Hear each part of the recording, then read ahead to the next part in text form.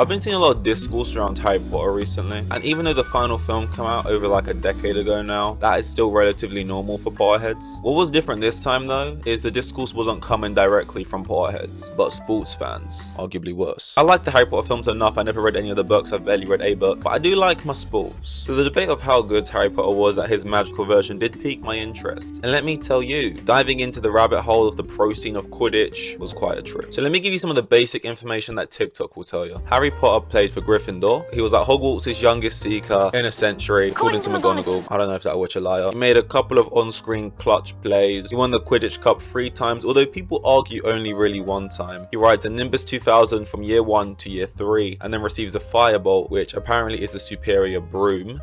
Apparently this one's quicker. Both of these brooms are the best out at the times when he has them. Yeah, we are meant to believe Malfoy is the only privileged one. Harry is an orphan. This information isn't relevant, but I just thought I'd say it after I called him privileged. There was approximately between 30 to 50 miles per hour difference between the Nimbus 2000 and the Firebolt, and these are the fastest brooms, so God help any of the poor kids flying around on like school brooms or anything. And finally, and maybe most importantly, Harry doesn't go pro. So I guess that answers that then. Video done. But now we're answering could he have, not does he. And him not going pro could simply just be a choice. So let's start at the very beginning in the 91-92 season. Right, so straight at the bat, Harry catches the cinch in the first game. Now, a lot of people want to put this achievement down to Harry having to cook a broom, but ignore experience or lack of. We don't know much about the broom being ridden by the Slytherin seeker, Terrence Higgs, but he must have been at least a year older than Harry, considering Harry is the youngest seeker in a century, according to McGonagall. So Harry beat a more experienced player in his first game, but with arguably better equipment. He's also under assassination attempts in this match, just thought I would let that be known. So there's that. Next he plays Hufflepuff this season, and he catches the snitch within 5 minutes. All in all, this is a great start, but it's just a start. We don't know who the Hufflepuff seeker is, but there's a good chance that it's Cedric, who is older and is pretty good. Like, he probably could have went on to go pro for himself if it wasn't for...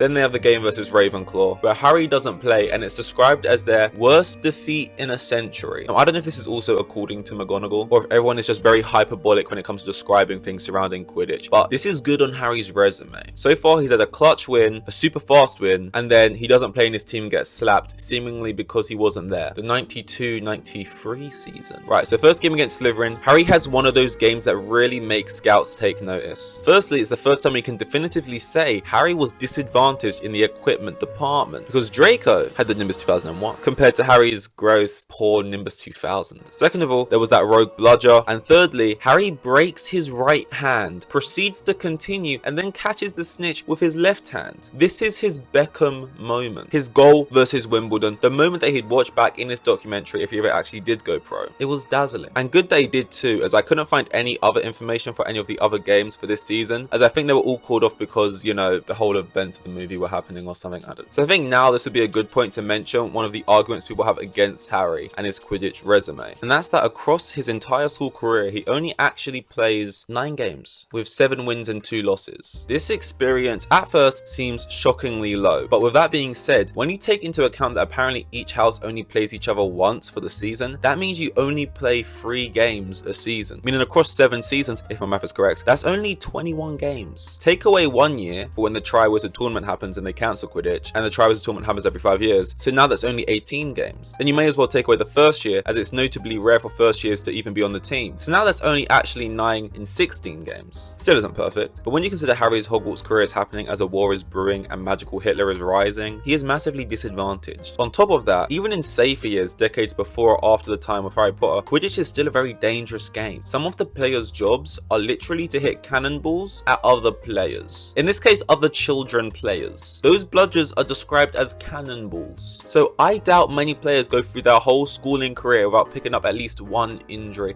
And although wizards can remedy those quickly, with such few games per season, injuries of any size can have big impacts on the amount you play. 93 and 94 season. The first game is Hufflepuff, not Slytherin, as Malfoy is injured, so the game is pushed back. What the fuck, by the way? That's not how it works. Since when did it work like that? That's not how it... Anyway, this is one of the losses on Harry's record that everyone's clowning him for. He loses because the life and enjoy is literally sucked out of him by those prison guard demons. Cedric catches the snitch as Harry is unconscious. There is no shame in this Harry. Against Ravenclaw, Harry is now riding the Firebolt, which is described as the fastest broom in the world, remember? And this little Nepo baby uses it to full effect. From what was described, from what I read, he sends Cho to the shops by dropping his shoulder of a tidy little body feint and darts towards the snitch. Dementors seemingly almost have the same effect, but he casts Expecto Patronum and then catches the snitch anyway. His game is growing. He is learning from prior games. He can multitask. He was crushing on Cho, but decided it snitches before bitches and wins Gryffindor another game. By the way, those Dementors were just Draco casting a spell or something to interfere with play. 90% of Harry's matches are interfered with by curses or just general wizarding hijinks outside of the actual game. The Slytherin game shows that Harry has great game IQ. Isn't just a luxury player, no.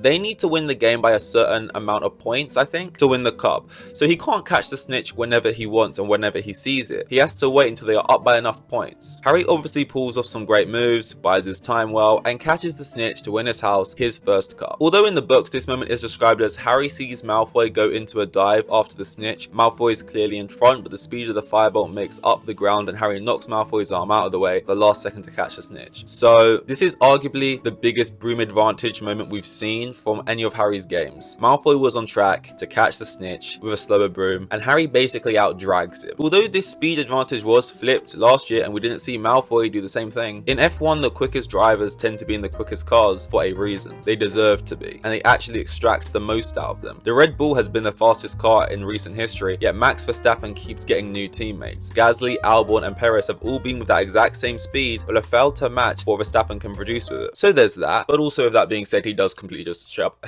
out-drag Malfoy. So the, 94-95 season. No Quidditch due to the Tri-Wizard tournament. 95-96 season. In the first match versus Slytherin, there's a new captain, and it's not Harry, which does raise eyebrows for me, but after reading what happens, I can kind of see why. Despite now being a 5th year, Harry is still very wet behind the ears and prone to distraction, maybe largely due to his lack of games, but I've noticed this a lot. He is often distracted easily in games, sometimes fairly, but a lot of the time because he fancies Cho, or because in this case, the crowd is being hostile towards Ron. And in all these instances, he needs his captain to shower him in the match to get his head back in the game and focus on the job at hand. It's a weakness I've spotted, and I'm sure possible potential scouts have too, who are definitely watching these later seasons. Wood has just graduated and is heading for the pro leagues, so the pressure's on. Oh yeah, and Harry beats Malfoy to catch the snitch and win the game. In the Hufflepuff game, Harry doesn't feature, and yet again, his team loses. Now, Harry's good Quidditch IQ may not have seemed crazily impressive to you and easy enough to understand for some, but clearly not Ginny, his stand-in, who doesn't get that memo. As although she catches the snitch in this game, she does it when the point deficit is over 100, I think, therefore ending the game with them losing 240 to 230. Now, Ginny is younger, but she is still a 4th year, and this was a scenario that Harry executed perfectly in a far larger game to win his team the cup as a 3rd year. I'm comparing these two moments as Ginny goes on to be a pro player, so I'm just saying. In the Ravenclaw game though, Ginny does redeem herself and wins a cup for her house this time by catching a snitch from a grieving Cho. We don't know much about this game because Harry left the stands to go to the Forbidden Forest of Hagrid, which is almost indefensible for me. I don't know what plot they had to go deal with, but as a scout looking for players, I'm not just looking for talented kids. I'm looking for kids who have their head in the game. Team players. This is a cup winning game. Your future wife and best friend are playing, but you've got better things to do. Now, I'm sure there's a valid enough reason that leads to him saving the world. I suppose in which case I can let it slide as if there's no world, there's no Quidditch, but we don't know much about anything else. All we know is they needed to win by a lot, and they won by a lot. 450 to 110. No, it's just something, again, that makes my eyebrows raise even higher. 96-97 season. The Slytherin game. Okay. First of all, Harry is captain. Now with that new responsibility on his shoulders. Leadership is a great quality to have. His man management of Ron is handled tremendously and offers a window into a potential future of coaching, honestly. Ginny moves to Chaser as Harry is back. Now, Ginny is only a year younger. Harry most likely would have displaced an older Seeker than him when he became the youngest Seeker in the century, according to McGonagall. So it's not out of the question that if she was straight up better than him, she would have the position. But the fact that Ginny has to change position maybe just speaks to the fact that A, Harry is captain, B, Ginny is maybe a more versatile player, or C, that Harry is just straight up the better Seeker. Harry catches the snitch to win this game, and we see Harry perform some dark arts. Not like that, but in a sporting sense, which just means that sometimes in games you lack a certain amount of speed or skill, and you have to dive into your bag of tricks and need to pull out attributes that are a little bit more intangible, like tactical fouls, mind games, and just all around shithousery. He's built like a brick. Well, Harry is behind and chasing the snitch, and he yells out in desperation, "How much did Malfoy pay you to come on instead of him?" Which leads leads the Slytherin Seeker to lose focus and bottle the catch, and Harry steals it. It's beautiful from Harry in my opinion. He has so many facets to his game at this point as a Seeker. Gamesmanship, but not outright cheating, it's soft cheating. It's like taking the ball to the corner flag to waste time in a football match, or going slow on an outlap in F1 to mess up somebody else's qualifying. And honestly, I didn't know Harry had it in him. The dog. Now, Harry's final game is against Hufflepuff, but he loses because once again, he isn't conscious. He is knocked out by his own sub-goalkeeper as Ron is out for the match. So when Harry isn't available, his team gets smashed, and whenever he is playing and conscious, he wins by catching his team the snitch. This is an anticlimactic way for him to go out. One of the most clutch and best young talents out there, but not all stories have fairy tale endings. Harry doesn't play the final game of the season due to suspension. Ginny moves back to Seeker, and Dean Thomas steps in to play Chaser. We don't know much about anything else. All we know is they needed to win by a lot, and they won by a lot. 450 to 110. Harry doesn't play all the games this season, much like the season where he won his second Quidditch Cup. People are too quick though to strip these achievements from him. It's a team sport, and as a result, Dean Thomas has won this cup just as much as Harry has. They both didn't play all the games, but they both played enough. Harry caught the snitch against Slytherin this season, and got a player out of Ron that no one else could, which has had a huge impact over the future games of that season, where Harry didn't feature. Now let's break this down. People are quick to jump on Harry as being overrated as he didn't go pro, and his game pool is pretty small. It's popular to do, I get it. But as far as I can see, Harry Potter is the real deal. Shocking, I know, he's the chosen one. I think there is something to be said for him getting a firebolt in year 3. I don't think he regressed as a player, but I do think that he didn't improve as much as he could have. Early on, he leads fights to catch the snitch, but later on, he chases them down, relying too heavily on the broom's speed to catch up. This really is nitpicking though, as Harry caught the snitch in 7 of his 9 games, which is a 77.8% success rate. The times he didn't, he was attacked by a Dementor and knocked out by his second choice goalkeeper. He became a Seeker in his first year, defeating an older Seeker in his first match to catch the snitch, beat a Seeker on a faster broom in his second season, debunking the theory that he's only good because he has a quicker broom. He won 3 cups and 1 as a captain. When we compare him to other Seekers that he played with who did go pro, Oliver Wood and Ginny, Oliver Wood joins the team as a reserve keeper after graduating, and Ginny goes pro after the war. God, this is all fictional, what am I doing? Oliver Wood only won 1 cup in his 7 years, and that cup was with help from Harry in Wood's final year. And Ginny, has stated on wizardingworld.com, stepped up and helped Gryffindor to victory in not 1 but 2 Quidditch cups. 1 more than Harry! Exclamation mark. Why are we rewriting history? Harry's achievements are being struck from the record. I feel like there is a big misunderstanding that if you don't play in the final game, you didn't win the cup. John Terry didn't play in the Champions League final. He still won the Champions League. It may feel less good to you as an individual, but that's not how it works. Harry plays in 2 of the 3 games in his first season, 1 of the 3 games in his second season, which is called off, 3 of the 3 games in his third season, where he wins the cup. There is no 4th season. 1 of the 3 games in his 5th season, where he wins the cup. 2 of the 3 games in his 6th season, where he wins the cup, and then no season in his 7th year. Why are people trying to change history? Ginny was probably a more complete player with more versatility, being able to play as a chaser and a seeker both to a high quality, but as an out-and-out seeker, Harry was better in every way. He has a higher game IQ, he was a better leader, he won more than both his teammates who went on to be pros, and he did so in 9 matches, if you want to count it like that. He had record-breaking, clutch-making, and history-defining moments all within those 9 matches. The talent pool for players each year isn't the biggest, so for his year group, he was undoubtedly the best Hogwarts had to offer when he graduated. So Harry being a first-round pick is not a hot take. In fact, it's incredibly lukewarm. Now, once he went pro, if he had managed to become one of the best seekers in the world, I don't know. Like I said, he is the chosen one. But seeing as he decided to go down a different route, it's unequivocally even more lukewarm to say that Harry Potter is undoubtedly the greatest Quidditch player in history to ever not go pro.